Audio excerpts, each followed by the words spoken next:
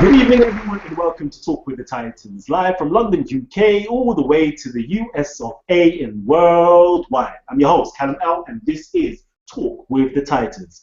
On tonight's show, we've got a discussion on evolution versus creationism. Wow, we've got a star-packed panel for you today. We've got a few members that's going to be in the evolution versus mythology conference that's coming up shortly. So let me just introduce everybody furthermore. So we've got Ankhkakek. So Hotep to you, my brother Ankhkakek. How you doing? You said it. What's good, bro? Black African power. Black African power. That's what I'm talking about. A well-organized lie. Defeats a disorganized troop every time. Ooh-wee! Yeah. All right, let's get it. The King of New York is here. Ow. Yes, sir. And from the King of New York, we've also got the King of the Englishmen. Hey, listen, Isa, assalamu alaikum to you. I know it's Ramadan, so how you doing? Alhamdulillah, assalamu alaikum family. Yeah, man. Alhamdulillah, it's a beautiful subject. One of the most important subjects in the Quran is evo creation. So this subject of evolution and creationism is, most important. All right. We've also got Asar Imhotep. You know what? The Grandmaster Linguist in the building today. Hotep to you. Peace and blessings. Had to unmute my mic. Thank you for having me on the show. I look forward to the discussion. And peace to the audience. All right. You know, we've got so many members on the panel today. We've literally got Hebrews on the panel. We've got Alvin who's here. We've got members of Team Osiris who's here. Hey, listen, we've got Khonsu from Team Osiris. Let me hear you up real quickly. Hotep, peace. How you doing, Kalam? How you doing, brother? Hotep. Good. So you know what we've got? This is a very beautiful topic right here. Evolution and creationism. So right now, I want to know what is evolution? What is creationism? You know, what evidence are there to support these supposedly opposing theories? And how did these two distinct theories get introduced inside of the community, the black community, the conscious community in general as well? And I want to know, can these theories be reconciled together? Are these really so, much at odds with each other, or can they actually be reconciled? So right now, there's so much talk about evolution and creationism. I don't think, people actually have the grasp on what these topics actually mean. So I want to know from a general perspective, when you hear the word evolution, what does it mean to you? I'm going to type that down below inside of the comments box. What does evolution mean? And before you do that, please hit that share button. Just scroll down as well. You can scroll down, hit the share button, and let everybody know on Facebook, Twitter, Google Plus, wherever you are, let everybody know that we're live right now, and we are going to go in on evolution versus creationism. Whew, big boy topic right now. So let's get to this. I want to know from the panel, what is evolution? I don't want to hear the actual definition of evolution right now, but we'll go into that later. I want to know, when you hear the word evolution, what does it mean to you? So I'm going to start that off. Whoever wants to jump in and answer that, please jump in right now. Change over time. Okay, go ahead. Evolution is a change over time. Change over time. All right. Anybody else? Alvin, what is evolution to you? I would have to agree with the brother just said. It's just stuff changing over a period of time. I would say in this instance, and the conversation we're having, it's the process of change of matter over time via what humans see. So, it's not just a change over time, because that describes anything. You move something from here to there, you've changed something over time. Okay. your audio levels is dropping a little bit, my brother Isa. But for as far as I can get it, you're saying that evolution in this particular instance is talking about change over time with matter. All right. So has anybody? No. Oh, I'm So sorry. Who's going next? I say evolution. I would say evolution is primarily one of the key elements in African culture. Through my study, my research, I mean that's what I would basically say. all right. Well, I would add that I think everyone else is pretty much correct when it comes to evolution as a concept unto itself. But under the guise of this particular discussion, we're primarily talking about biological evolution. And when we're talking about biological evolution, you're talking about descent with modification. And so when we're talking about Darwin in the first 5 editions of Darwin's The Origin of Species, he did not have the word evolution in it. He had descent with modification. And so when you understand it in the context of descent with modification, meaning there's the descent of a particular species has different characteristics from its ancestors, then we're talking about evolution in the biological sense. Okay, okay. So, all right, so let me get this correctly. When we're talking about evolution, I want to know, where does this concept that we're talking about in this particular instance originate from?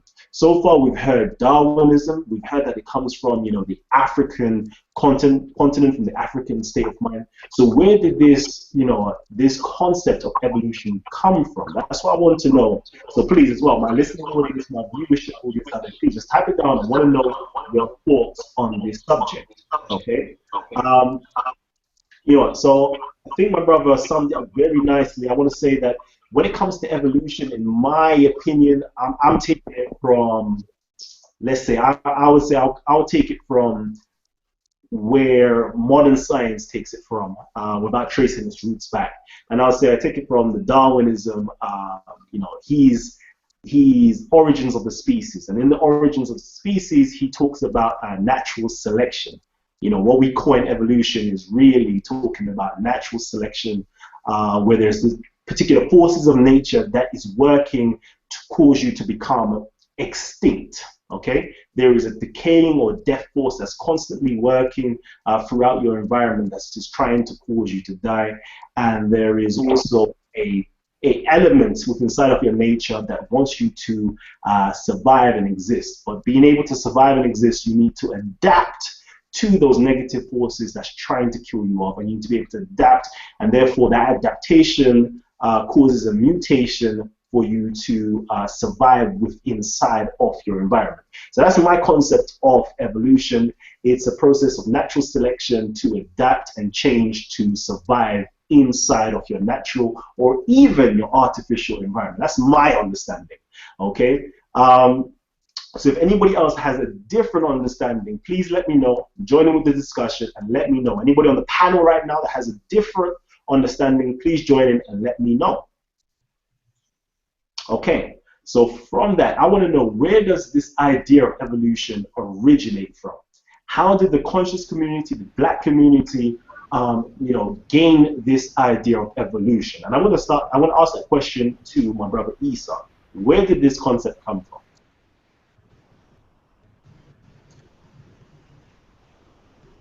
Isa, you there? Okay. I answer. Yeah, you can answer. Okay, wait, Isa's back, so I'm going to ask it again. Isa, where did this concept of evolution come from? I would say that the concept itself originally would have been those original humans that first evolved and contemplated nature and their very existence. So they observed what was around them, and they would have just naturally concluded that that's how they came. Do you get what I'm saying? But when you said the conscious community, I would suggest the conscious community, especially if you're talking about Afrocentrism, they would have got it more from the Western perspective. And that's what I found. Although I do agree that those in ancient Kemet and Sumer, etc., they all had their own ideas of how we evolved. Okay. I want to kind of back up a little bit and deal with the concept of evolution itself, and natural selection. And there's a thing we got to remember that, as I was stating earlier before we went live, the concept of evolution itself is totally separate from natural selection. Evolution is only the record that a change has occurred. Natural selection is only one of the 5 primary mechanisms of evolution. And so you have natural selection, you have gene flow, you have non-random sex selection, you have mutations, and I'm missing another one. But there's 5 mechanics of evolution. And so when you're talking about evolution, you're only talking about the state, the knowledge that something has occurred. But what science, asks the question is, well, what are the driving forces of evolution? And so they have determined that these 5 mechanisms, 4 in which I just stated, are responsible for the evolution. Excuse me, the evolutionary process. And so that has to be clarified, from the beginning. Secondly, the notion of evolution itself is primarily in terms of what we can determine by the actual record, and not guess, is that it originates out of ancient Egypt. And I will be participating in the August the 2nd event in New York City, and this will be part of my discussion there to demonstrate that evolution itself is old as ancient Egypt and has been there since 3200 BCE at minimum, and that the word evolution itself even comes out of Africa.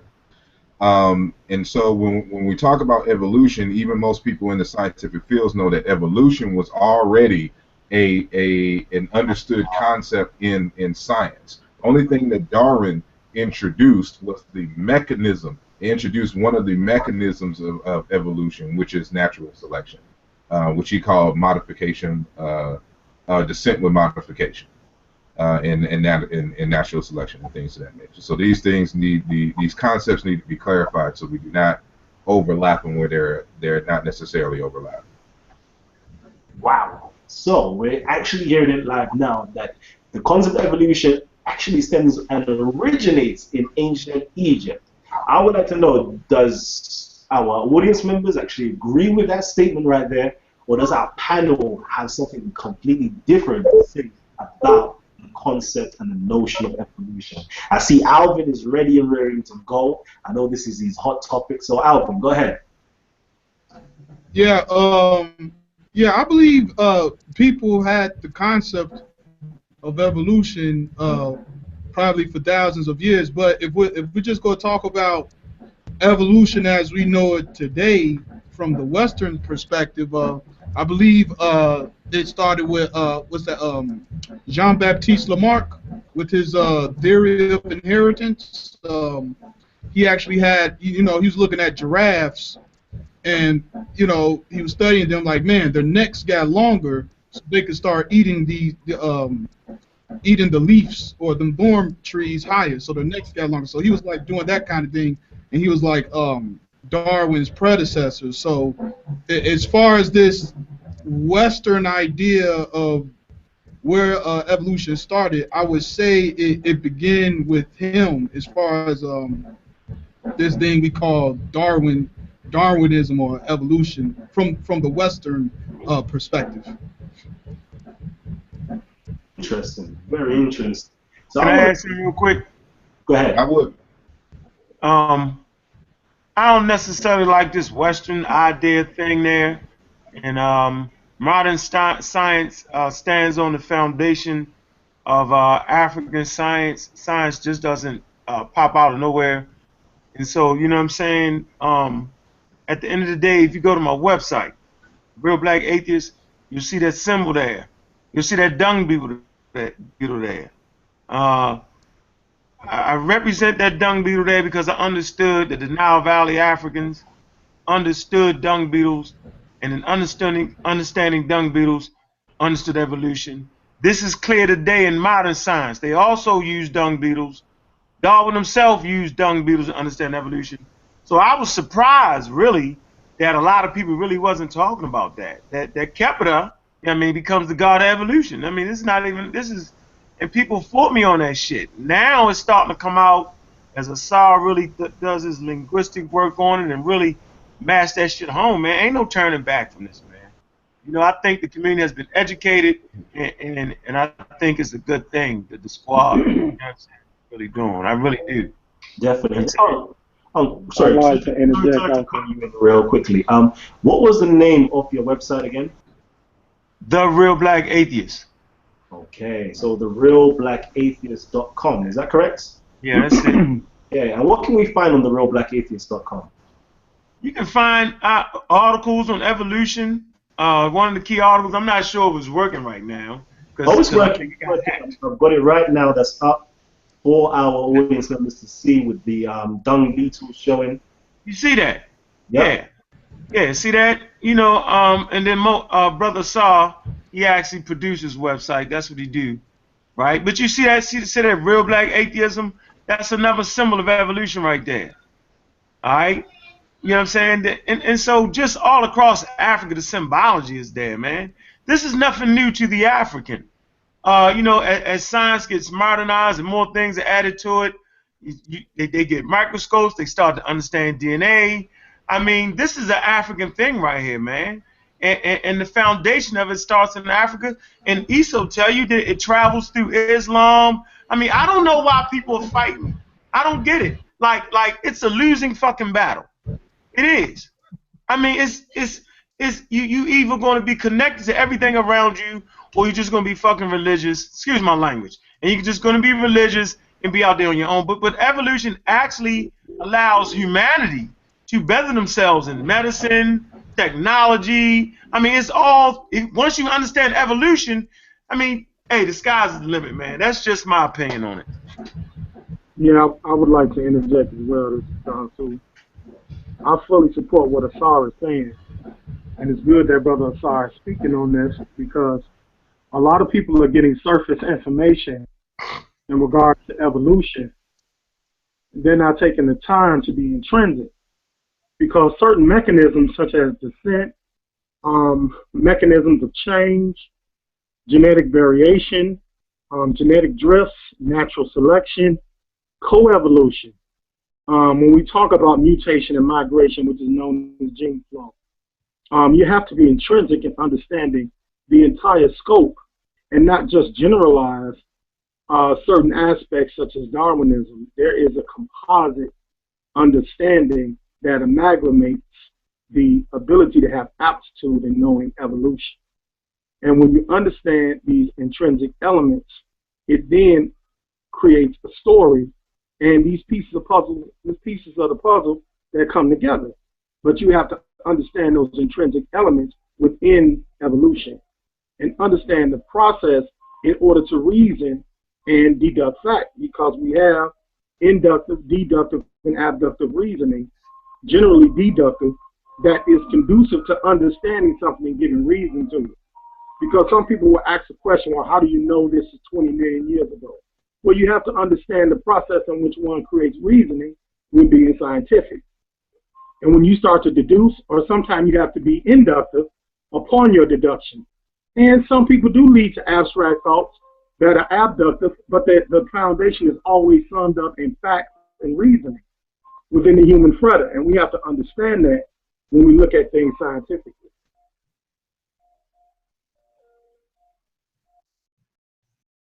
All right. You know what? I would like to know as well, because now we're going into the religions, okay? So I would like to know, does Islam support evolution, or is it completely against the theory of evolution? Isa, please let us know. Assalamu alaikum. Can you hear me, bro? Yeah, I can hear you. Okay, well, yeah, 100%. The Quran, throughout its text, or throughout its verses, continuously reinforces the concept of evolution. And it's sad to hear Muslims who, knowing that in Spain a apparently as part of evolution and learn about evolution. We have the great Al-Jahid, who wrote clearly about evolution in the past. And we have other Muslim scholars and even certain Sufis that wrote about evolution. So for Muslims, it's quite insulting because the Quran can usually, encourage you to use your intellect. You don't find any of this miraculous molding of clay and a man just walking up, or any structure just getting up from clay. We only ever find a process of change in the natural forces, which we would say is produced by Allah. And that's how Allah creates, is via evolution. Do you understand? So, it's kind of weird that educated Muslims actually, would deny something so clear in the Quran. All right, thank you for that perspective. So I'd like to know as well, from a biblical Hebraic perspective, does the Bible support evolution, or is it completely against the theory of evolution? So I'm going to open that up to our brother Alvin on the panel. Honestly, it doesn't deny or protest. I mean, there's nothing in the Bible that says things don't change over time, and there's nothing that says it doesn't. So when it comes to the Bible and evolution, it's somewhat ambiguous. That's why you do have some Christians who debate other Christians about evolution. Like you have Kenneth Miller, who's a Catholic, but he actually debates against creationists. So when it comes to the Bible and evolution, it's it's almost like reading a book on philosophy, trying to explain geometry. It's like if you're reading that book on philosophy, you're not going to find geometric equations in there. You know what I'm saying? It's just a total different subject matter. So when it comes to evolution, the Bible is silent on the matter, I should say. It doesn't say either or. You know what, Kalam? I don't think it is. I think, when you look at the Bible and maybe just from evolution, right? It tells you things start off void and formless, and then eventually gets a form, and so it gives you a rudimentary understanding of how things are subject to change based off the forces in the Bible. Is saying Yahweh is that force, or Elohim is that particular force, because really the word Elohim can mean forces.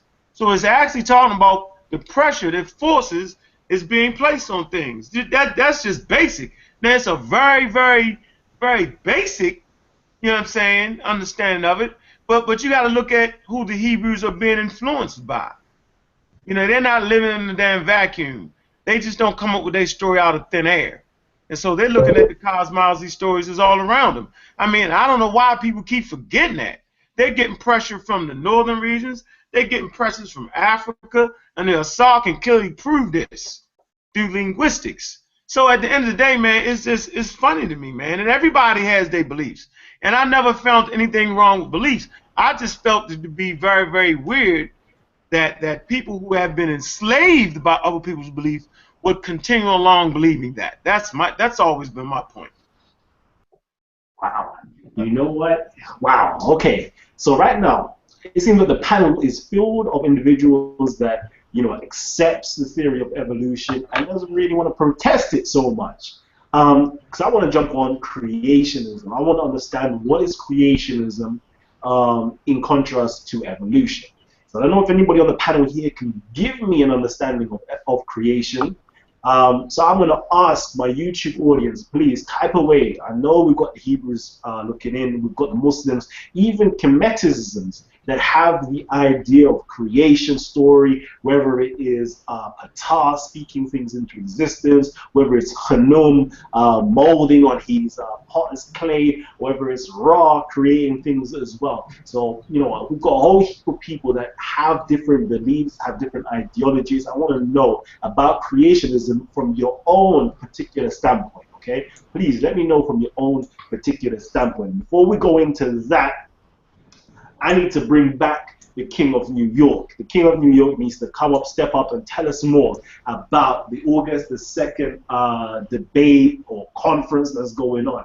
Please let me know. Please let me know what you've got in store for our audience as well. Basically, you know, I'm going in with the basic 101 of evolution. I'm going in with the basic principle that I've been teaching this since the beginning. So I'm not out of my realm. I'm not out of my scope. And basically, I'm going to sit there and watch everybody with a half-an-hour presentation try to attempt to overturn modern science based off of the fact of their hate and disdain for a quote-unquote another race of people. And so you're going to hear in this debate on a regular, you're going to basically hear people say the white man's science, Darwinism, the white man's the devil, and this is why you should believe me. They're going to take your mind completely off of science because scientifically speaking, they cannot come in there, right, and deal with science. They're going to have pseudoscience. They're going to take legitimate scientific terms like horizontal gene transfer, and they're going to add their inkynisms in it. They're going to take black, what's it called? Black body matter. No, black. I forget the term, right? That the quote unquote Muslim use. I'm not even gonna say it. I'm gonna call him the Muslim. Okay, Ali, the Muslim uses black body radiation. He's gonna take black body radiation and he's gonna add, right? He's gonna add his isms to it, right? But you can't do that in science. You're gonna get Bashir, right? Who probably don't even understand the Quran for real. He's going to take that and he's going to fight against science. You can't do that. So at the end of the day, they're really fighting at a disadvantage. This is what I do. If you look at my message, it's been this way from day one. The Armor Squad from day one, we don't want to accord with that. So I'm sit back laughing. We're going to sit back with my popcorn and I'm going to watch them try to attempt to overturn 100. Listen. Modern science, 150 years, right, has proposed evolution without even going back amongst al-Jahid, without going back, you know what I'm saying, in encyclopedias, and without going back into Africa. You got 150 years they got to try to overturn in half-an-hour presentation. It's going to be funny to me. I'm going to laugh. Matter of fact, if they don't get it right, they're going to end their own careers with this because we're going to know the difference between a cult, right, and people who are really trying to give their community science. We're going to find out. Okay, I can't wait for this, you know. Asar, what have you got in store for us on August the 2nd for that particular conference? Yeah, well, my portion of the presentation, I'm going to be dealing with the African origins of science itself, evolution, and I'm going to attack the whole notion of intelligent design. And so we're going to knock intelligent design out the box and knock the foundation for any creationist who attempts to use this as a viable explanation for how the universe, you know, came into being and the subsequent biological evolution as discussed as it regards the Earth as we know it. Okay, that seems like it's going to be real interesting because I know, you know, Asar Imhotep's work comes proper, comes thorough, and I'm going to be looking forward to that, definitely. But you know who else I'm going to be looking forward to? I'm going to be looking forward to my brother from another mother. You know who it is, Divine Prospect. I can't wait to see this brother. I don't even know. I can't wait to see what he has to say on the subject and how he handles the rebuttals. As I know my brother Ankhkakek is going to be waiting for this particular young brother right here. So what do you think about this young brother, Divine Prospect? I think he got it too easy. He just got let in. He hasn't been through the fire. He's an intelligent speaker. He uses what I call the soft style, right? He won't disrespect you. He won't talk out of line. He won't do none of that. But at the end of the day, he's a tiger in his heart, right? He uses the soft style to lull you to sleep. You know what I'm saying? I'm up on that game, bruh. I'm up on that game, but you're out of your league because you're a Hebrew. You can't ride the fence in here. See, he's a fence rider. You can't ride the fence. It's either science, right? Right? Or your Bible. You can't ride that fence. Or you have a choice. You can use science, right? And use African culture to balance it out. Because you can have science and murder 1 million people like they did with the atomic bomb, right? In Japan, okay? Or you can use science to heal, to protect, to clothe people, to feed people, to shelter people. So it's based off your culture what you choose to do with science. Cool. Okay. So let's see. We've got another brother here who's coming from the Hebrew faith. So I want to know, Alvin, what have you got to say on this? Yeah, I disagree with Brother Ankh in terms of this either or. It's either science or your religion. That's like, you know, when it comes to science, just don't bring up religion when talking about science. But that doesn't mean you have to throw away religion, because science is an interpretation of facts. So science is an interpretation of facts and things that are testable. Religion are interpretations of morals, morality, how, you know, opinions on how you should live. So your opinion on moral values and how you want to live as a human being are completely separate from science. So I agree. it's not a either or situation, you know. No, I was talking about divine. The divine gonna act like he's not a Hebrew. You can't do it. You can't do it. You're a Hebrew, be a Hebrew, man. Stand on the Bible, Alvin. But here's something else that we got to consider. Here's the thing that we have to consider, and this is why definitions are very critical and key to this discussion. The issue here fundamentally is, how did things come to be? That's one, aspect of the dialogue, and then what is driving the forces of change. And so what the scientists will say that these mechanisms that we mentioned earlier, gene transfer, not gene transfer, gene flow, non-random sexual selection, mutation, genetic drift, things of that nature, are the mechanisms of biological change. And what the religious folks will say is that it was God.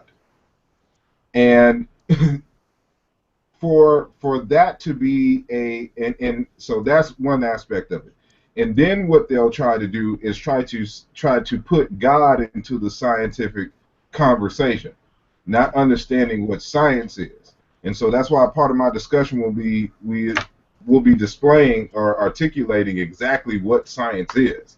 And so science isn't just an interpretation, of reality. Science is a methodology. It is a process of understanding reality with self-imposed mechanisms that help us to eliminate error in our analysis.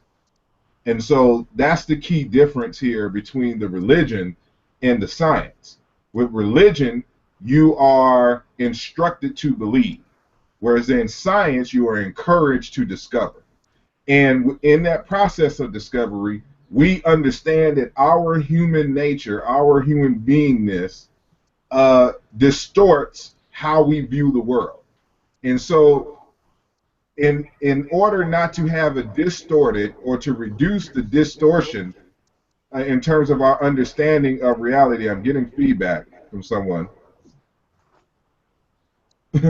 In order to reduce the distortion of our understanding of reality, we have to have mechanisms in place to reduce error and eliminate, low probabilities and things of this nature.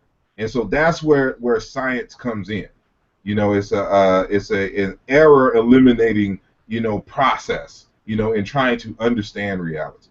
And so this is another fundamental difference. And so when you try to bring in the concept of God or an intelligent designer in a scientific conversation, that mechanism that you're arguing is the driver of change has to be subject to scientific scrutiny. And this is where the creationists, the intelligent designers, always fail. Because you cannot put that mechanism, under scientific scrutiny. And then not only that, they're arguing that it's not just any God, it's Allah or it's Yahweh. Some will even try to put Jesus in the mix. I don't even know how they do that, but they'll do it. And so these are the things that we have to understand in properly framing this conversation. Okay. Are you suggesting? Before my brother Issa, you go into that, I just want to get this clarified because we've heard so much from the evolutionists. I want to understand exactly what is creationism. I want to understand what is creationism so then I can have, as an audience, we can have the two polarities in our head. We know evolution is this. Now, what is creation? What is creationism? The YouTube audience has been very vocal in saying what creationism is. So I want to know from the panel itself whether you agree with creationism or not. What is creationism in your own perspective? Well, I would like to expound. Creationism is really about the divine creator, the divine aspect of creation, as opposed to the natural selection of creation. And that's really, to sum it up, that's where the argument starts, and that's where the basis of creationism is founded, in this divine aspect that begets creation. Okay. I would also add that when we're talking about creationism, you also have the creationist, and the creationist basically is someone who basically rejects natural scientific explanations of the known universe in favor of a special creator, and so there's this mechanism that there is a designer, in the universe who designed everything. And so again, when we're talking about a creationist doesn't believe that there was a single cell organism that evolved into all of the diversity that we see, in terms of life as we know it. They believe that some creator created everything that we see as is. And so that's what, when scientists are debating the creationists, that's fundamentally what we're dealing with. Okay. So, has anybody else on the panel got anything else to say? I know my brother Basim has something to say. So real quickly, Basim. I appreciate it, Kalam. And I'll just pick up right after where Khonsu left off. By definition, creationism is the belief that the universe and life originate from specific acts of divine creation. I understand why they teach, and that's their personal belief with evolution. Me personally, I lean towards creationism, and I'd just like to add that there is scientific evidence outside of religious beliefs such as cosmology, thermodynamics, paleontology, biology, and geology. And when you add in or factor in the mathematical probabilities to that scenario, this is why I support creationism. And there's also the creation model broken down into 7 parts. Obviously, we don't have enough time to touch on all that.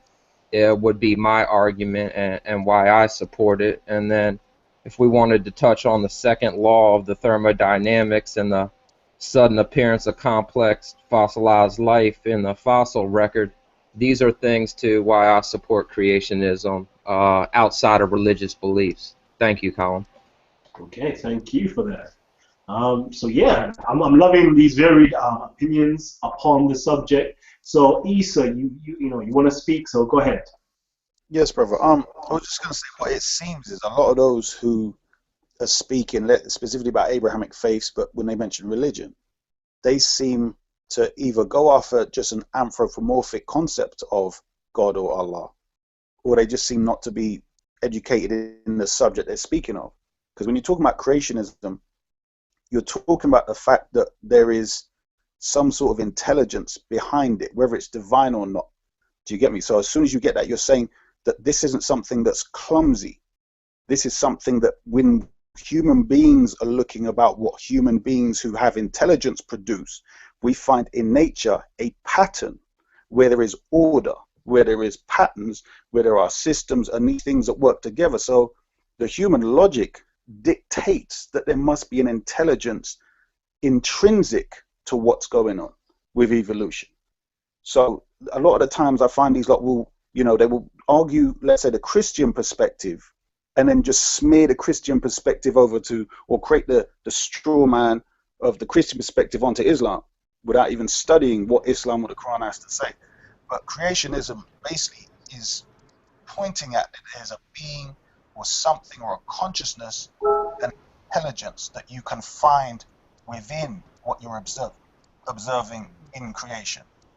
So when they say, well, I think Asar said that you would have to put Allah and the divine God or whatever under scientific scrutiny, that's problematic, because a lot of the things that scientists come to the conclusion of is because of this experiment and the finding of that experiment, along with the findings of other experiments, and they're putting 1 and 1 and equal 2.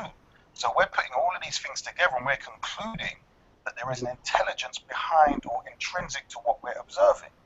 So it's not that you can't put a lot of the things under the scientific scrutiny, but you're applying your mind, your logic, your reason, your rationality, and coming to a conclusion. So ultimately, that's going to be the debate. We're going to be saying, when we gather all this evidence together, what does it show if you're sincere to the truth? If you're using logic, reason, and rationality all the time, what's the conclusion? And this is where they're going to fall hard. Can I ask? Oh, don't ask. Can I ask Ethan a question? Hold on. One second. So, if I'm getting this real correctly, okay, the difference between, so far I'm seeming to understand, between evolution and creation is that one is devoid of a creator, is devoid of an intelligent designer. Okay, so evolution has no intelligence or intelligent design behind it, or no creator behind it, whereas creationism has an intelligent design, has a creator. Am I wrong in saying that, or am I partially right in saying that? Please let me know. Partially right. You can say what we observe as humans is that the intelligence is intrinsic. So we're using our logic. Like, if we can't perceive what is really ultimately behind everything, we can only go with what the human mind can conclude about, which is what we observe. And we're saying, well, what we observe is intrinsic. So when a baby's forming in the womb, this is a smaller process of evolution. We're just observing that process which was there before we were born, and that's how we got here. And we're finding that throughout the whole blimmin' universe. So we're saying that is the sign of intelligence, because it has order, it has pattern, it has every sign to let you know that there is intelligence intrinsic. Okay. Can I ask him a question? So you can ask a question, but let me just quickly do a quick plug. Real quickly, if you haven't subscribed already, what are you doing? You're here on your Talk with the Titans TV. Hit the subscribe button to hear much more of these wonderful discourses, these wonderful discussions. Last week, we had a jam-packed filled panel discussing the Umar Johnson situation. We've even had messages coming in from Ms. Kim Ringhold, giving us some information on the situation as well. So if you're here, subscribe, go into the Talk with the Titans playlist, and you can go back to see all of our past shows. We've got Dr. Ali Muhammad on there, we've got Shaka Ahmos on there, Gorilla Hebrew on there, Asar Imhotep on there, Ankhkakek on there, Jonathan Owens on there. We've got your favorite teachers, scholars, lecturers on inside of the conscious community here on Talk with the Titans. So if you want to watch them, hit the subscribe button and check out the playlist. If you haven't also checked out the phenomenal, this is like a Titans 10, Titans on the 10 minutes. We've got our brother Nabil Abdul Rashid, who is from the UK, going in on white privileges. White privileges, he's touching on the Charleston shooting. He's also touching on Rachel Dolezal. You know, there was a burqa. There was a white man in a burqa that left a device. I'm pretty sure it was a bomb inside of the Watford market. And, you know, he was apprehended. We don't hear anything about it on the news. You know, he touches on so much different things. Nabil Abdul Rashid, he's a comedian, activist, and a phenomenal social critique in the UK. Check out that brother. So yeah, so my brother Asar Imhotep, please ask your question away. All right, this is specifically for Brother Isa. And this is 3 questions, and they only require a yes or no binary answer. And so we don't have to get into side conversation, it's just yes or no. And so the first question, do you believe in God? That's to Brother Isa. Depends on your definition of God. It's a yes or no question. You know, and wonder what context I mean by God.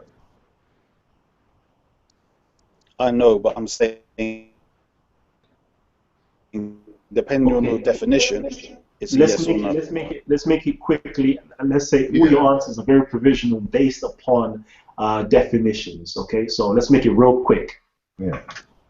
Answer the question. No, as I said before, what you lot talk about God, you bring an anthropomorphic concept. So your definition. I will say this. Your definition, Isa, based off your definition. Yes, based off of your definition of God, do you believe in God? We can't hear you. Based upon my definition of Allah, yes, I do. Okay, so not second believe, question but I know. is: do you call that that entity Allah? Yes, I do. Not entity, but what you're talking, the concept, I call Allah. Yes. Okay. And so and the last question is: do you argue that it is intelligent? I argue that yes, the concept has intrinsic to intelligence. Yes. And so you believe in God, and His name is Allah, and you argue that it's intelligent, correct? According to my definitions that I've explained, yes. Okay. And so there's not much to that. I just want to make sure that when I dismantle that argument, that I also include the Islam besides the regular Islam as well. So that's all I wanted to know. I appreciate it. Thank you. Okay, you know what? A lot of the viewing audience don't have a clue what's going on right here.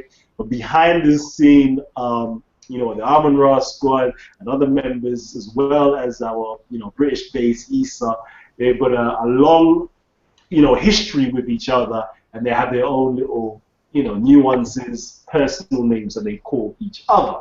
So if you don't know, that's what's really going on. It's like a private joke. So can I add something? Go ahead. Add something real quickly. I want to say, when you talk about creationism, there's several types of creationism. So now we got to start asking you guys, which one? You have young Earth creationism.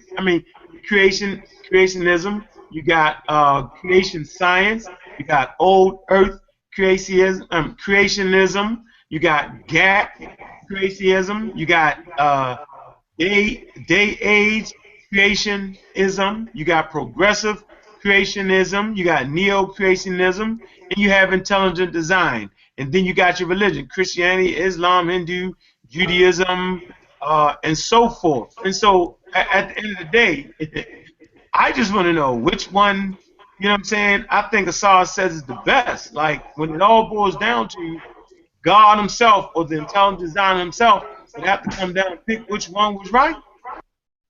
Science doesn't suppose anything is right.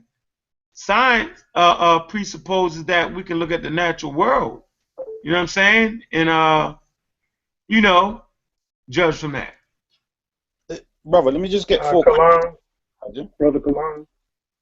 Kalam. Brother Yes. Counsel, I just want to before you go in, we've got our brother who's been waiting for a very long time now, and that's brother Alvin. So brother Alvin, are you still waiting? Yeah, I'm here. Okay. Yeah. When I notice when people talk about ID, it's usually a collection of straw men that is attacked. There's this idea that ID proponents are secretly trying to hide the fact that some of them believe in God, just in order for them to use this as some kind of Trojan horse to get it into school. And that's just false, considering if the ID proponents who believe in God, who are Christian or Muslim, do not hide the fact that they believe in God.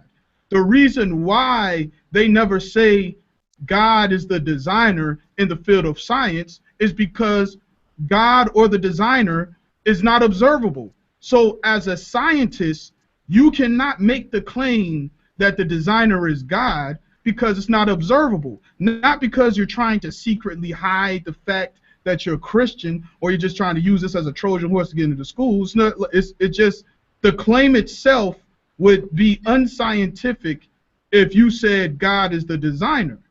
And also, when it comes to DNA or the creation of the universe, who's to say that what created DNA is also the same thing that made the universe? Or that is just one singular creator of DNA and one singular creator of the universe? It could be multiple in each ways. So when we talk about intelligent design, it focuses on one thing, the object. If the object is DNA, we're going to talk about why all the reasons DNA is probably made by some form of intelligence rather than just wind and erosion, you know, or the universe too. So it's about what's observed. So it's called intelligent design, not intelligent designer. You're only focusing on what can be observed. If I'm an archaeologist and I'm looking at some tools or a flint rock or whatever, I'm looking at it to determine, hey, was this made because it was carved up, or was this made because a human made it? That's intelligent design. Whether the creator of it is a human or a god or a deity or an angel is irrelevant to the claim that's made. Okay. That's incorrect. The concept of intelligent design was used primarily because in the United States, I forgot, it was like in the early 90s that a court case came about and struck down that creationism was trying to promote religion. And so they already had documents and books already with creationism in it. And after the court case came about, they took all the words of creationism and then they put intelligent design in this place. This was even brought out in the famous 2005 Dover case, where they showed the old documents in the textbooks that they were trying to create promoting creationism, and how they took the word creationism and put the word intelligent design in its place. And so you can only do that if you're equating the two. And you can't have design without implying that there was a designer. The design is the byproduct of a designer. And so they're trying to use some faulty semantics at that to try to push this agenda for their religious motifs and to use what they call the wedge strategy. And again, this was brought out in the Dover case, where the wedge strategy is if we could just get a little bit in, just like a wedge, you know, like if you ever seen a wedge, kind of like hammer or axe, how it has a little point that, you know, kind of opens it up. And so what they're trying to do is try to make creationism sound scientific to be put into the discussion so they can introduce all of these other mechanisms in the context. And this is very well known in for people who actually study or are involved in this so-called controversy. Okay, so real quickly, I would like to know as well. I'd like to know, because I'm looking throughout the African continent, throughout the African continent. There is hardly, I'm not going to say that there is no, culture that doesn't believe that there is no God. There is definitely cultures that definitely believe that there's no God. But in terms of African culture, you can go through them, and the vast majority of them, say that there is definitely a creator being, an omnipotent, an intelligent being, a designer, a creator that made the things possible within their circumference, within inside of their universe. So I'd like to know, are they incorrect? And is that just mythology and science doesn't back their, their worldview? Is that what we're saying right now? That evolution is the way forward, and those African cultures that hold on to a deity, a god that created things, that is a backwards way of thinking. I know a lot of people are thinking this at the moment. They're thinking right now you're basically degrading my God, you're degrading my religion, whether I'm Muslim, whether I'm Hebrew, whether I'm from the African culture. You're saying that there is no God, it's just simply evolution. Is that what we're saying, that there is no designer, no creator that made things possible? Well, you have to understand did you say me or Unc? I apologize. I'll go brother Unc. I'm thinking that African culture, I think we all need to really take a deep and insightful look into African culture. They have a lot of beliefs. They have a lot of understanding. They have a lot of knowledge that you have to go in depth with. I think, as in all humans, it's natural to believe.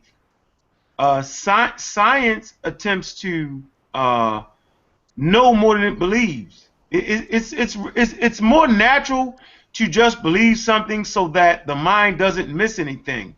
And I always give the example of, if you're in the Sahara, right, at about 200,000 years back, and the tall grass is moving, okay? Your belief, right, that something's in the tall grass, right, might save you, because the tall grass moves, right?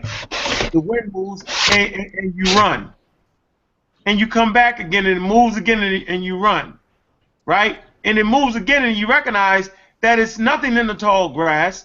It's basically the wind, right?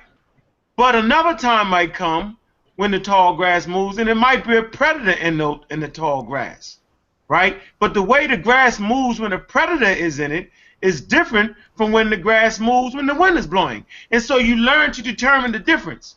But if you never had that determining factor, your ass would get ate up. So believing, right, allows you to not miss anything, right? Science, what science does, it wants to give a natural explanation, right? It wants to give an explanation for natural phenomenon, and it clearly has its place, right? So I'm not trying to destroy anybody's beliefs, but at the end of the day, you can't build a civilization, build structures off of belief. It's things you have to know when you start building things. The pyramid builders had to know things. They couldn't just build a thing off belief. And so first you must believe, right?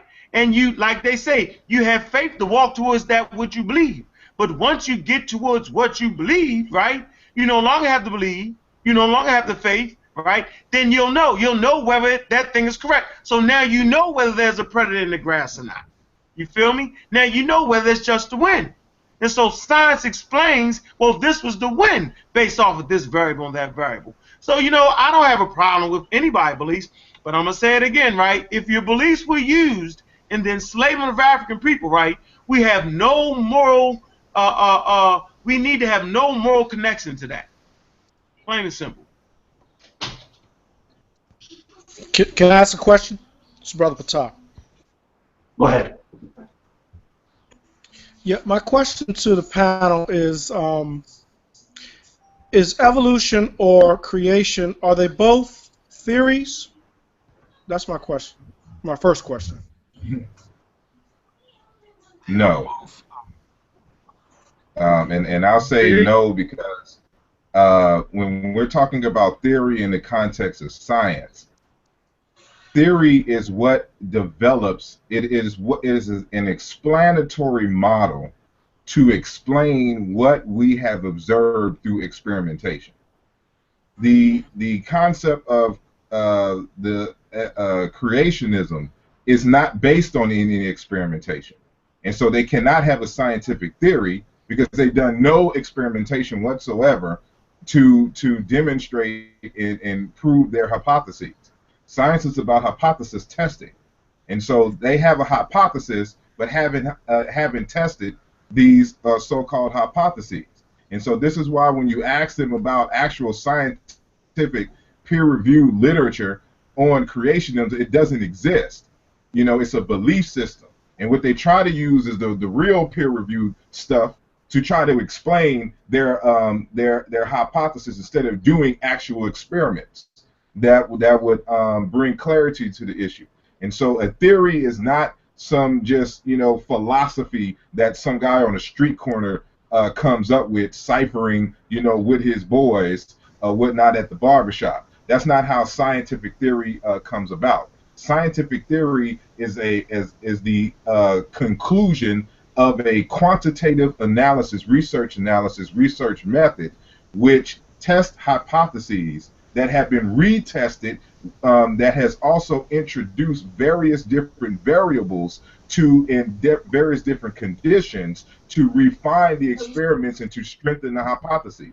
If the theory finds strength, it is kept. But if the experiments disqualify or debunk the theory, it is abandoned. And this is the difference, you know, fundamentally between the creationists and the scientists. They're not willing to abandon that which has already been proven to be wrong.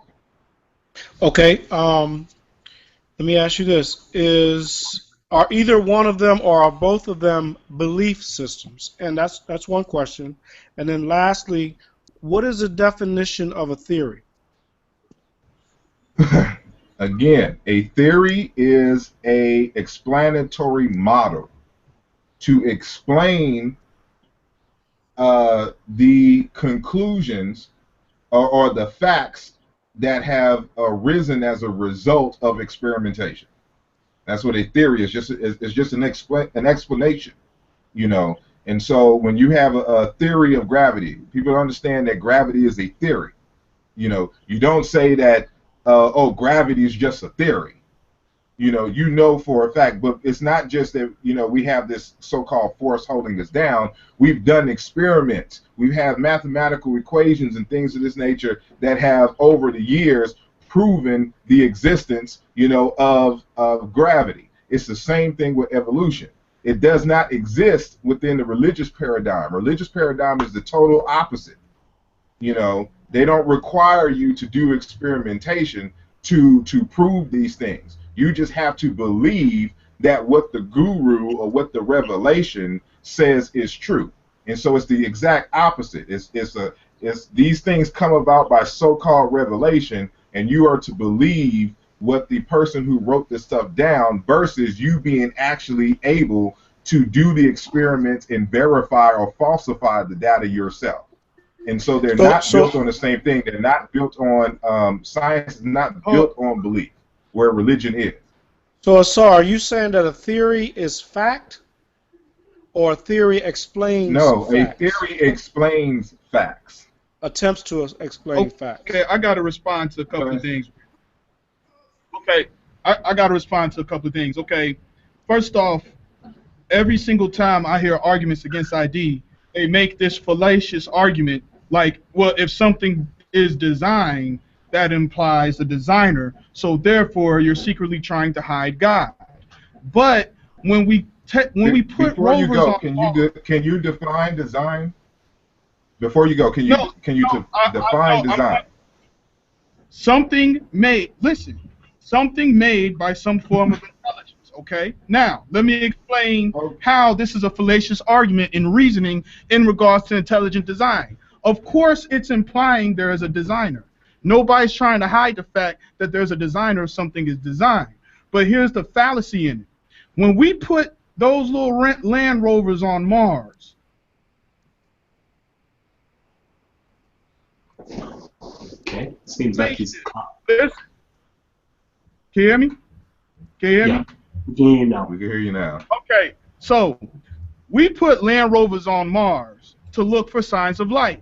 So if that land rover finds a tent, a building, a spaceship, that is going to imply something made those things, because those things don't form naturally. But you're not going to make the argument that can't be, because that implies a designer and we can't find who the designer is. No, you're going to look at that spaceship and said something made it. The idea that that spaceship was designed, implying a designer, does not negate the fact that it was designed. It's just you don't know what made it.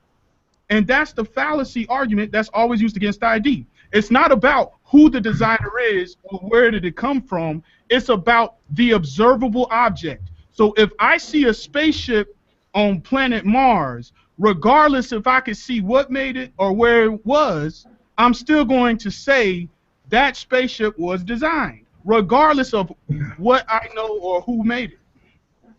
Now, that would be your so-called logical fallacy is in itself a logical fallacy. The issue is here that why I asked you in terms of a design, we stated earlier that it's an issue of they're trying to imply that what we see is the result of a designer. That's what intelligent design is about, to prove for the fact that what we see has been designed by a designer.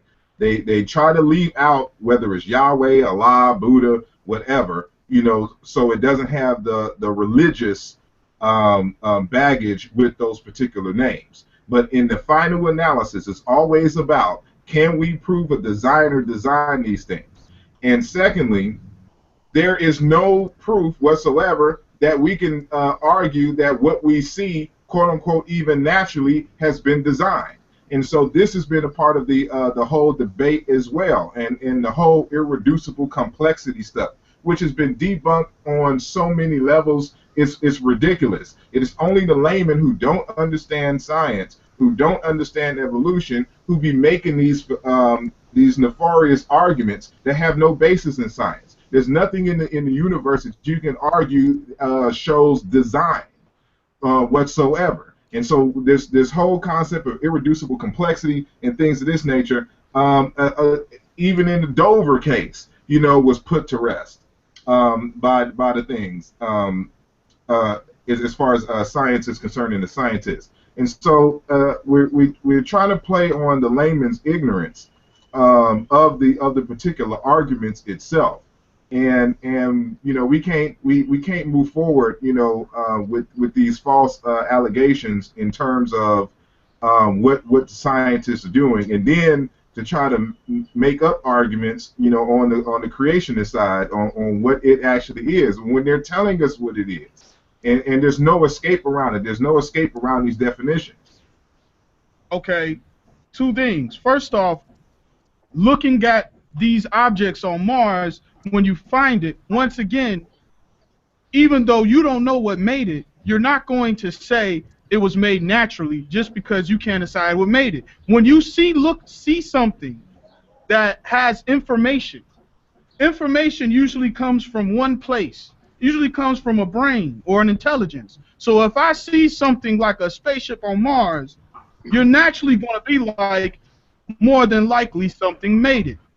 And that has nothing to do with whether God made the spaceship or an angel made the spaceship or multiple people made it. You're looking at the ID is science because it's about what is there in front of you that you can observe. It is what not. Made you it cannot. You cannot show me one experiment.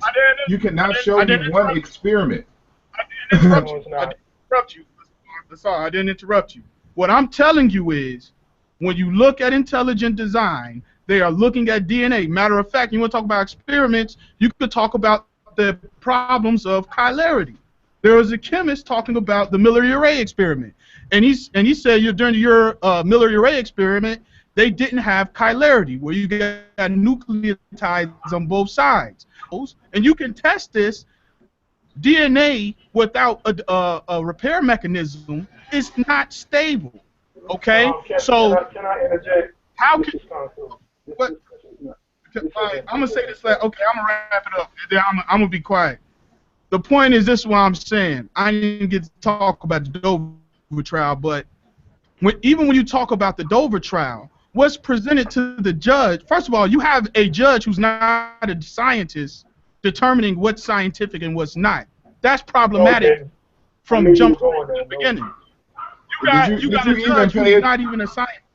Did you even pay I mean, people attention keep to cutting the? Because you had the actual plaintiff, the actual defendants, who admitted that it wasn't science. This is what ultimately killed their case. Because when it came down to science, that everyone agreed what was science, and then you had the intelligent designers come with something that isn't science. So if you agreed that this was science, and then you tried to come with this mechanism, how can you argue that intelligent design is not science? Everyone agrees that intelligent design, creationism, is not science at all. There's no peer-reviewed journals, there's no peer-reviewed papers, there's nothing, no experimentations, nothing for intelligent design. That's why I asked you, can you show me in nature, not a hypothetical spaceship on Mars, can you show me in nature something that you argue was created and designed that was not the result of evolutionary processes? Within itself is fallacious, considering ideas not necessarily opposed to evolution. It's really opposed to abiogenesis. It's a rival to abiogenesis, and that's a lie about there not being peer-reviewed literature on ID. There's no peer-reviewed articles on creationism. There are factually peer-reviewed articles on ID. That's a fact. No, it's not, man. No, it's not. You know what? You know what? I'm gonna post them in the cell. No. All you're gonna post, right, is the Creation Institute. They even have a goddamn museum, brother. You know what I'm saying? No, I am telling you, there is no. Listen, what I'm gonna ask you again, without cutting me off. Can you please supply me with the testable data? Please supply me with the testable information on what you're talking about. Not an article. I want the testable data. Okay? Because what you think is intelligent, right? If you in an indigenous culture, you would think Americans are dumb as hell for building a car that would run and kill people over. But if you're in America, you would think those indigenous people are dumb for not having a car and continue to walk. And so intelligence is based off of where you at and what your definition of intelligence is. And so an intelligent designer presupposes that there's a starting point to be designed. There is no provable starting point to even design anything. Can I make a statement? I want to make a statement here, and Asar and Ankhkakek hit me on this. What's going on here is the argument of complexity, and I do not want to intervene in what Asar is going to present because I know it's going to shut down this argument because we're talking about irreducible complexity, especially when they try to substantiate the complexity of how certain organs were developed within the human body, and they were so complex that there's no option but a complex designer. That's answered, and that's been substantiated in a so-called claim called irreducible complexity, which is very circular and redundant. When we talk about certain religious sects, due to sectarianism, when we go to Al-Islam, we also go into what is called alchemy. That was coined in Al-Islam that deals in the term intrinsic. Well, science has an answer for that. Yeah. When you say intrinsic and you're going into Al-Islam and you start talking about the intrinsic factor of the creator, you're talking about quantumization. That is answered in physics and the mechanics of quantumization. So we're only dealing with semantics here, and science has already observed that archaically through Africa. The example of the blades of grass was excellent, because it explains the complexity and it explains the intrinsic factors that are found. Different sects like the Bedouin, who dealt in Hermeticism, who dealt in Gnosticism, that was found in Africa, use different types of allegory to speak metaphysically on this intrinsicness. However, science has already accounted for that in its observation of intrinsic nature and quantumized it. So that's simple. That's not even going to be an issue to address. Wow. So, head up. Listen, if you're loving the information that you're hearing so far, coming from our brothers, going back and forth, we need to get some sisters in the building, though. If you're loving the information, please give us a big thumbs up. Let us know that you're loving the information. Also, hit us up with the comments down below. I want to know what your thoughts are. We're literally coming to the end of the live show, but it seems like we've got a lot of requests for an after show where people can actually call in and you know, have their own say as well. So we're going to have that a little bit later on. I'll try to leave the link down below for you to join in with that. But what, you know, I've got a question here that I want to know. All right, and I want to know it from a creationist standpoint, and I want to know it from an evolution standpoint, or whatever standpoint you're coming from. Where did we, as human beings, originate from? I don't want to hear the answer that we came from our mother's tummy, or we, you know, or from our dad's sack. I don't want to hear that. I want to know, we as human beings, what was our point of origin? Or do we even have a point of origin? So please let me know in the comments down below, what was the human being's point of origin? I know right now we're going to get real scientific, and the scientific brothers amongst us is going to say, brother, what do you mean by human being? Do you mean the Homo sapien, or do you mean the Homo sapien sapien? Or are you talking about the Homo erectus, or the Homo genus, or the Homo blah, blah, blah? I want to know, we as human beings, the species that we call Homo sapiens sapiens, how did we originate, or where did we originate, or what was our point of origination? Please hit me up and let me know. So I'm going to open up to the panel. How did human beings originate? And who wants to go first with that? I'll go first. Go ahead. Our point of origin is Africa. I want to know, what the hell is this right here from Alvin? Alvin, what is this you put in here? I don't know what you cut me off on. That's your peer-reviewed article. On what? On what, Alvin? Tell That's the your truth. peer-reviewed articles. On what, Alvin? On intelligent design is bullshit. intelligent. We know that's bullcrap. Wait a minute, Alvin. This doesn't say what? Where does it say intelligent design in this article, bro? Where? Let Khonsu finish. What? Let Khonsu finish. Okay, let's get it in first. Let's let Khonsu go in, and then afterwards we're going to jump back onto those peer review articles. So go ahead, Khonsu. It was Brother No, Patel. that's Sheshmu. Yeah, peace to the gods. But I would just say that as to date, the science points to man's beginnings in Africa, and that's the best that I can give you. Okay, and let's move on. Hey, Kalam, and Ngozi trying to get in. How can he get in? I sent him the link. He said it was full. I think we are completely full at the moment, unless one of the brothers on the panel will want to give up their spots for our brother. BYK. He said he wanted to give up his spot earlier. Remember he said that? Yeah, and Ngozi, you got to push him in. Well, I'll come out. All right, go ahead, Ken. Yeah, you got to try to get Hey, in. I can call Ngozi and put him on the line. okay, so somebody needs to tell Ngozi to come on real quickly, because the line usually gets filled up real fast. All right, so our brother Ngozi from Team Osiris from Amun Ra Squad wants to have his say. Wow, okay. So who was next? Who was next to give us our point of origin? Did you mean as in landmass, or did you mean the type of being? I'm talking about as, you know, however you want to perceive it, but how did we come into origin? How did we originate as human beings? So from the Quranic perspective, all living things come from water. So that would coincide, and it says we come from a single soul, so to speak, which some have indicated refers to the single cell. Could you speak into your mic, because your audio is very low? Okay. you hear me now? Yes.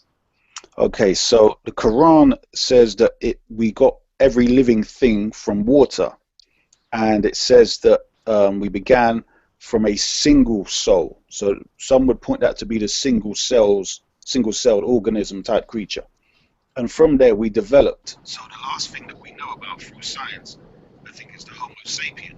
We're the Homo sapien sapien. So I would say Put your mic close to your mouth again, please, my brother. You're chopping out. yes. Sorry. I would say that the Homo sapien is the one right before you get to us, which is the Homo sapien sapien. But ultimately we come from a single-celled organism, where the Quran says we got every living thing from water. Okay, okay. So that's from a Quranic perspective. The Quranic perspective says that as human beings, we originated, or even beings in general, originated from the water, from the single cell, which can be equated to the single cell amoeba. Wow. That's very interesting to know that the Quran, what should I say? Quran supports modern science, or modern science supports the Quran. Brother That's the Kalam. question. Brother Kalam.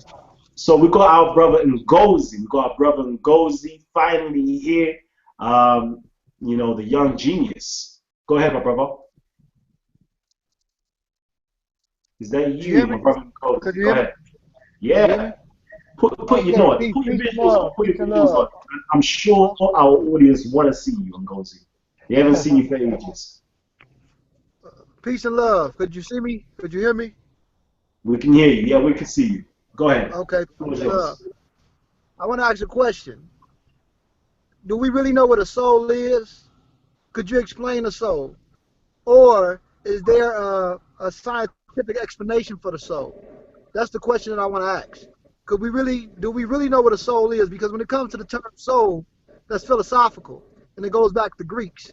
You have to be able to prove and show and prove. When you talk about the amoeba, when you talk about prokaryotics or archaic or eukaryotics or bacteria that formed itself from from single to complex, you have to explain and show and prove that it had a soul. Where is the soul?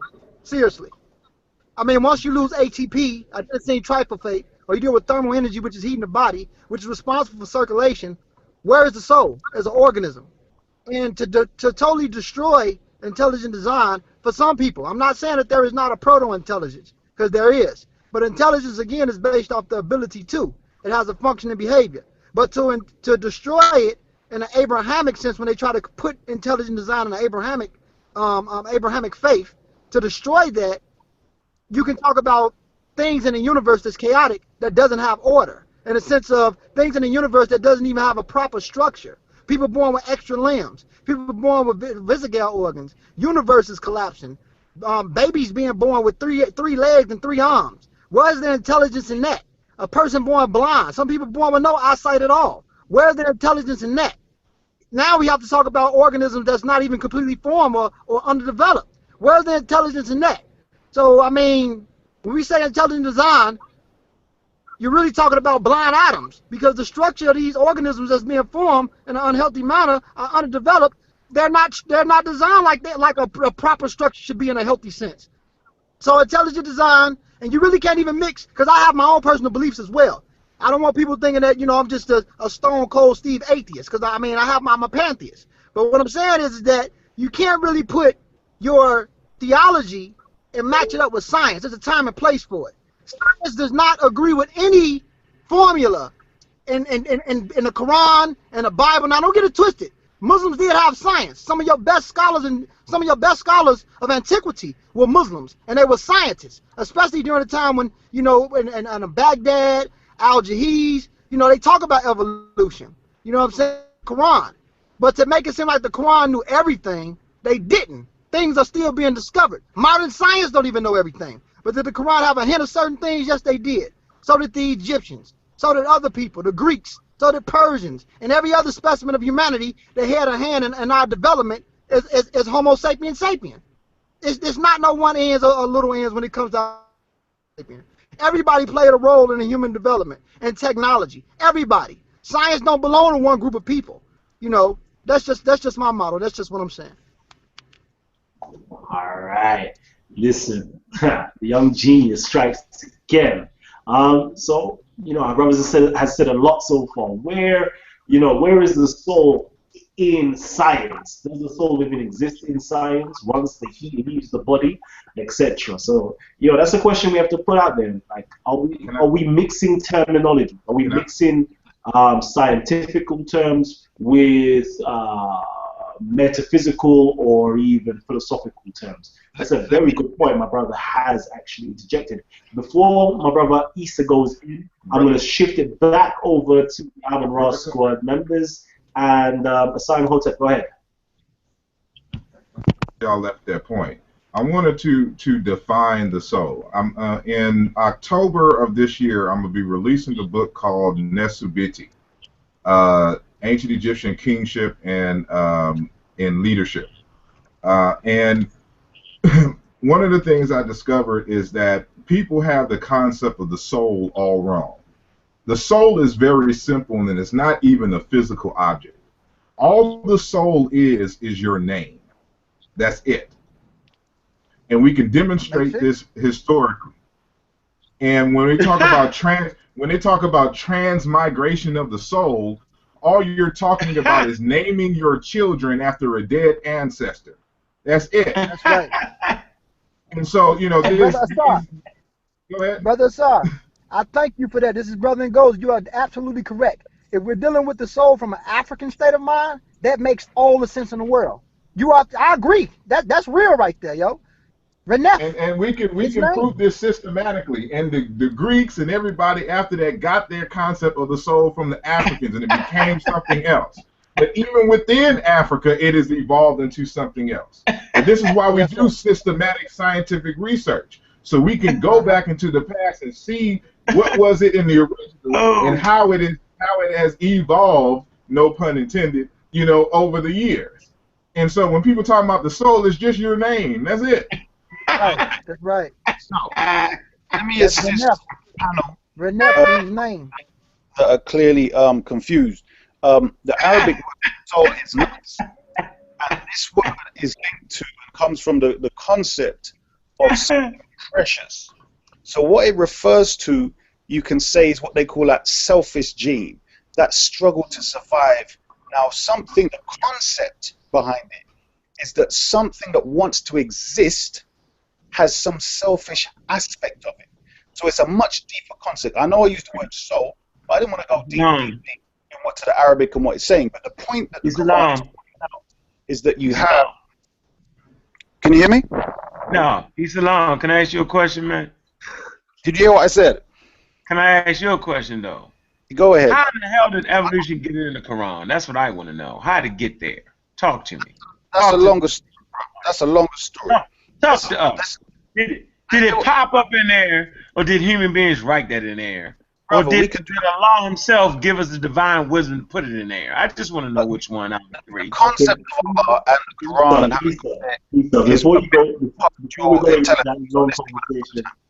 before we go into that long conversation, because literally we're reaching to the end of the live show. I'm going to open it up. I'm going to set up a new show that our members can actually phone in to. But before we do that, I want to go straight to the YouTube, because the YouTube has been asking questions and I've been bad and I haven't been able to ask these questions. So from Twist Elia, and I believe this brother's from the UK as well.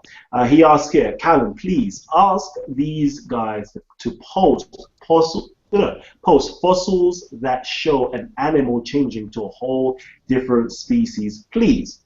So, can I answer that? Instead of you doing that, can someone on here please explain to our audience members how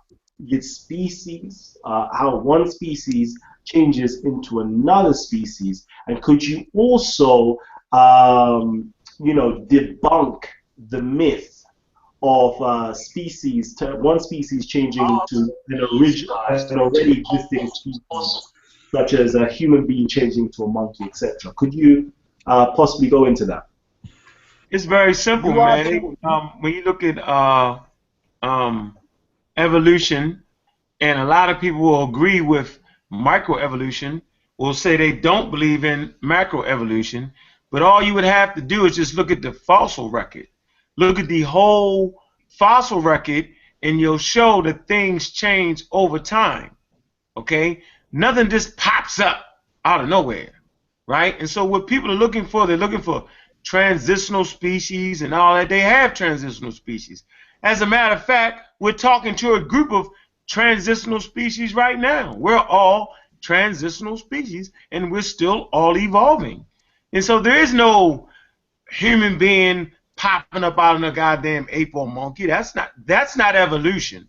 That's called creationism foolery. Okay? So over time, over the long record of history of Earth history, if you look back, right, and study the fossil record, you will see how things absolutely change. It's not hard. You have certain fish, right, that end up being vertebrate. You have the development of the wrists from fin. You can actually see these things and these changes. This is not hard. They have these things. Trust me when I tell you that. And we'll make sure we, present that. What you got there, Brother Saw, in your hand? Before my brother Asar goes into that, I just want to read out another quick comment from the YouTube. It says, from Ezekiel, from my brother Ezekiel, that's a good brother. He says, science is a partial understanding of Yahweh's intelligent design, ambiguous. The Bible explains how Yahweh created the Big Bang and all else. Creationism is that Yahweh pollinated the earth with his intelligent design. We have another few other comments. My brother Tunji Legba says, yes, Ngozi is a pantheist too. Nice. We've got other comments. Guillermo Perry says, Heperu is manifestation. Who else? Real quick shout outs from everybody else. Somebody else says here, Truth Hurt says, speak on Gabriel Adu Oibo's grand unified theorem. There's so many different comments. There's literally at least 100 or so comments here, and I haven't got enough time to read them out. So my brother Asar Imhotep, I know you've got a book showing to the audience. Could you please go in on it? This is in efforts to. I'm here. I feel good.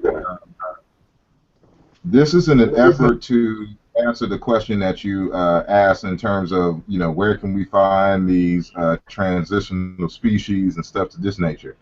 Scientists have been finding these transitions for, over 100 years now, and it's such a childish, question and argument scientific-wise that it's almost not even worth responding to. But the book I have here is just a basic biology book.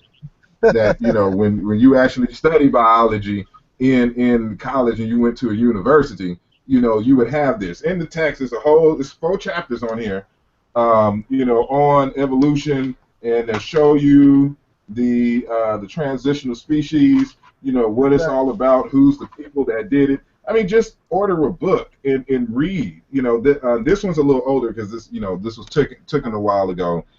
So I think this particular book by Raven, Johnson, Logos, and Singer, McGraw Publishing, in biology is probably like in its 8th or 9th edition now. This is the 7th one. And so it doesn't even have the transitional fossil that they even used for the Dover case. Like, this was published right before the Dover case. And so when we're talking about the transition from water animals to land species that they have found, which we'll discuss at on August the 2nd.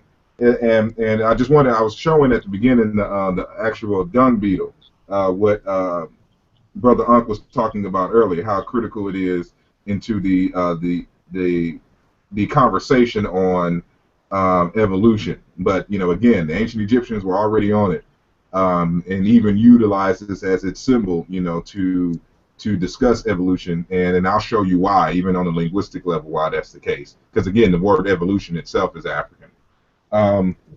But yeah, I just wanted to give a source at least, and so where the person can find it. So you can just get the biology book. It's probably in the 8th and 9th edition right now. Raven, Johnson, Losos, and Singer, and you get all those transitional evidences and things of that nature right there and in color for you. So, you know, if it's hard to see in black and white. Kalam. Go ahead. Google ship. Not, It's not, easy to not, Google ship than buy a damn book. Google yep, ship. yep. They won't And if buy you a want book. They'll Google ship you to death. They'll Google you to ship you to death to know. They won't get microbiology. They won't get it. They'll just Google ship. They'll look up how to debunk evolution. Crazy. and even when Hey, you brother. look at, if Google. you want to see transitional fossils live, you can look at a whale and see the similarity. When you go to the base of like where its fin is, you can see a cup rapier right there that shows the similarity to its hippopotamus cousin or something, because they have a lot of similarity. You know, even when you study dolphins are mammals, whales are mammals, but they can go up and down. When you study the similarity between chimpanzees or apes, because we're classified as great apes too, and a chimpanzee is a great ape, and a gorilla, and you look at the cerebral cortex, as I keep stating, appendix, the way the eyes receive light, the way it goes to the visual cortex above the cerebellum, you can clearly see why we are classified as great apes. First of all, monkeys have larger litters. Great apes don't. You have a rotating shoulder blade. You can see that. And when you look at the human genome and you match it up with certain species, the further you go back in time in the human genome, the more you connect it, you can see them to different specimens of life. You know, the four nucleotides of DNA, GACT, guanine, cytosine, thymine, and adenine. You have the A and the T, thymine and adenine, that matches up certain coherences of numbers of variants. So when you're dealing with DNA, you can clearly see the similarities and the closeness between us and chimpanzees or the bonobo chimp. You can see it. So you would just basing things off things that's alive, you can see the transition. So they might ask the question, why aren't chimpanzees evolving today? Or why? First of all, chimpanzees went through an evolutionary process as well. They did. Mm-hmm. We all, plant life go through evolutionary processes. I mean, you can study this out, you can see it. And as Brother Asar Imhotep said, it's really childish for people to ask that question, because you can just look at basic shit around you and see the transition. Period. Period. Here's a good one for you. Here's a good one for you. Right? People say, well, if humans evolved from monkeys, then why do we still see monkeys? Oh, goddamn. First of all, the literature doesn't state that. But watch this. For sure, right? For sure that the canines, the dog, right, actually the artificial selection come from the wolf. Well, the goddamn wolf is still here, isn't it? Yep. That's true. I have a question for the Raw Squad panel. Okay, before you go into that, because we're literally reaching the end of the show right now, I'd just like to let our audience member know that if you would like to hear and have an after show special where you can call in and ask the Amun Raw Squad members questions, we've got Ankhkakek who's here. We've got Asar Imhotep, and we've also got Team Osiris members and Amun Ra Squad members such as Ngozi, Cameron, Khonsu, Khufu, etc. If you want to ask these individuals questions, and even Easter the Great from England, any questions as well, we're going to have an after show special. The actual link to the after show special is actually in the description box just down below right now. And I'll urge you to please give us a big thumbs up if you like the information. If you want more quality discussions like this, hit the subscribe button. If you want to see, if you want to see a lot more of these titans passing through the studio, hit the subscribe button as well, and pull up the playlist and have a look through. We've got hours. We've got hours worth of show content up there. If something is there that you might tickle your fancy, click on it and watch it. But yeah, we've literally reached the end of this live section, and we're going to go into an after show special after this. So just hit it up in the description box down below, and you'll be able to join the after show special, or go to the Talk with the Titans Facebook page for the after show special, where you can call in from your home lines or just get Google Hangouts and call in and speak to our members. All right, so this has been Talk with the Titans, and I've been the host, Kalam, and I'm signing out right now. So peace, hotep, shalom, salam, and all that good stuff to everybody out there. We're going to see you after this.